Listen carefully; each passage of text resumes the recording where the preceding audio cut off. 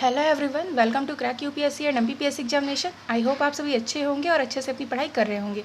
आज हम 3 जुलाई की करंट अफेयर डिस्कस करेंगे, जो कि बहुत ही ज़्यादा इंपॉर्टेंट है। पहला इंपॉर्टेंट फैक्ट है कि जैसे कि आपको पता है कि पूरा का पूरा वर्ल्ड कोविड-19 पैंडमिक से गुजर रहा है, तो इसी में एक और भी न्यूज़ ऐड हो जा रही है कि चाइना में एक और वायरस की डिस्कवरी हो चुकी है, जिसका नाम है स्वाइन फ्लू, है ना। स्वाइन फ्लू से कोरिलेट कर रहा है और उसको वर्तमान में साइंटिस्ट के द्वारा क्या नाम दे दिया गया है, G4। ठीक है, तो G4 ये स्वाइन फ्लू कैटेगरी का है और ये आपको पता होना चाहिए H1N1 स्ट्रेन, है ना। H1N1 स्वाइन फ्लू आपको पता होगा कि 2009 में भी फैला हुआ था, एक ग्लोबल पैंडेमिक हो गया था ये।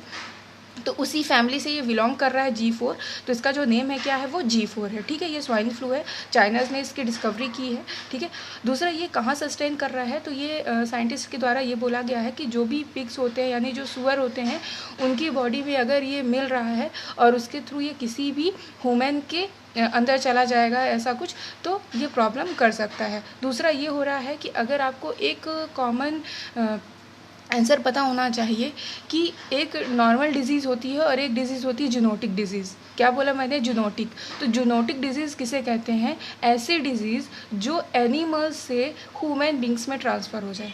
ठीक है, ऐसी कोई डिजीज़ या ऐसी कोई बीमारी जो जानवरों से इंसानों में फैले, उसको हम बोलते हैं जूनोटिक डिजीज़। जैसे कि आपका कोविड-19 कैसा है, जूनोटिक डिजीज़ है। वो एक स्नैक के थ्रू एक ह्यूमन की बॉडी में गया था और इससे पूरा का पूरा अभी ह्यूमन टू ह्यूमन ट्रांसफ़र होता जा रहा है।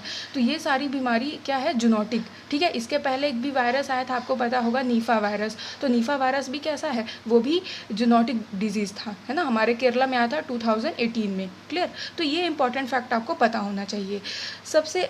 ठीक है, तो अच्छा, दूसरा ये हो जा रहा है यहाँ पे कि आपको कोविड-19 का जो वायरस पता होगा कि कोविड-19 ये तो फैमिली है। ठीक है, लेकिन इस फैमिली में जो वायरस है वो क्या है, SARS-CoV-2। ठीक है, CoV-2 क्यों बोला गया, तो 2 इसलिए बोला गया क्योंकि इसके पहले एक आ चुका था। ठीक है, इसलिए ये दूसरा है, इसलिए इसको क्या बोला गया, CoV-2 बोला गया। क्लियर। नेक्स्ट इंपॉर्टेंट फैक्ट है आपका जो the science and engineering research board. ठीक है, the science and engineering research board ने क्या किया है, एक न्यू स्कीम लॉन्च की है, एक्सेलरेटेड विज्ञान। क्लियर, इस न्यू स्कीम के थ्रू होगा ये कि हमारा जो अभी आपको पता होगा कि आत्मनिर्भर भारत अभियान चल रहा है ना, उसको ज़्यादा से ज़्यादा फोकस करना है। तो सारे जितने भी रिसर्च एंड डेवलपमेंट है जिसके थ्रू हमारा भारत आत्मनिर्भर बन जाए, उस पर ही फोकस किया जा रहा है। तो ये उसी से कोरिलेट करना है। यहाँ पे कहने का मतलब ये हो रहा है कि इस स्कीम के through science and engineering research board करेगा क्या कि ज़्यादा से ज़्यादा लोगों को इंटर्नशिप करवाएगा। दूसरा, उनसे कैपेसिटी प्रोग्राम, है ना, क्योंकि इस सारे फंक्शन के थ्रू वो रिसर्च एंड डेवलपमेंट, है ना, ज़्यादा से ज़्यादा उस पर फोकस करना है, ताकि जो इंडिया है वो खुद पे ही आत्मनिर्भर बन सके और हम ज़्यादा से ज़्यादा लोगों को क्या दे सके, रोजगार दे सकें। ठीक है, तो इस चीज़ का ये पूरा का पूरा फोकस है। ठीक है, और इसमें 2 मेन कंपोनेंट्स भी हैं। पहला आपका अभ्यास होगा और दूसरा आपका सम्मोहन होगा। ठीक है, तो ये कभी कभी पूछ लिया जाता है कि 2 कंपोनेंट्स क्या होते हैं। तो ये तो हमारे लिए करंट हो गया, लेकिन इसका जीएस में क्या इंपॉर्टेंट है वो भी देख लेते हैं। तो जीएस के लिए ये हमारा जो ऑर्गेनाइजेशन है वो इम्पॉर्टेंट हो जाता है। तो ये जो ऑर्गेनाइजेशन है, एक तरह का जो बोर्ड है, इसका जो गठन हुआ था वो एक्ट के अकॉर्डिंग हुआ था। ठीक है, science engineering research board act 2008। ठीक है, लेकिन ये फोर्स में कब आया था, 2009 में आया था। क्लियर, तो ये इंपॉर्टेंट होना चाहिए कि कब बना था। दूसरा इंपॉर्टेंट फैक्ट ये हो जाता है कि इसका हेड क्वार्टर कहाँ है, तो न्यू दिल्ली में है। मिनिस्ट्री किस मंत्रालय के अंतर्गत आएगा, तो department of science and technology. Clear, तो और सेक्रेटरी कौन है इसके, तो प्रोफेसर संदीप वर्मा जी। तो हमारे लिए 2 से 3 चीज़ें इंपॉर्टेंट हो जाती है कि कैसी बॉडी है, कब गठन हुआ था और इसमें जो इसके सेक्रेटरी हैं वो कौन है ना। तो आई होप आपको इतने फैक्ट क्लियर होंगे।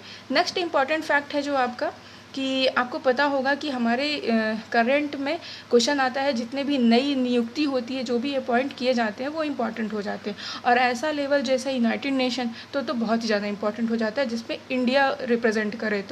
तो हाल ही में क्या हुआ है कि यूनाइटेड नेशन में permanent representative of India with international organisation Geneva, है ना, इन दोनों के लिए अपॉइंट किया गया है हमारे सीनियर डिप्लोमेट इंदिरा माही पांडे जी को। ठीक है, इंदिरा माही पांडे कौन है, सीनियर डिप्लोमेट है। तो अब ये क्या है, तो इंदिरा माही पांडे जी वर्तमान समय में एक एक्सटर्नल मिनिस्ट्री है जो आपकी ठीक है, विदेश मंत्रालय उसमें एडिशनल सेक्रेटरी हैं, ठीक है। दूसरा 1990 बैच के IFS ऑफिसर रह चुके हैं, यानी 1990 के ये इंडियन फॉरेन सर्विस में रह चुके हैं, तो ये आपको पता होना चाहिए। और वर्तमान में किस मंत्रालय के अंतर्गत काम कर रहे हैं, तो विदेश मंत्रालय के अंतर्गत, ठीक है। तो आई होप आपको इतने सारे फैक्ट क्लियर होंगे। Okay, thank you for watching this video.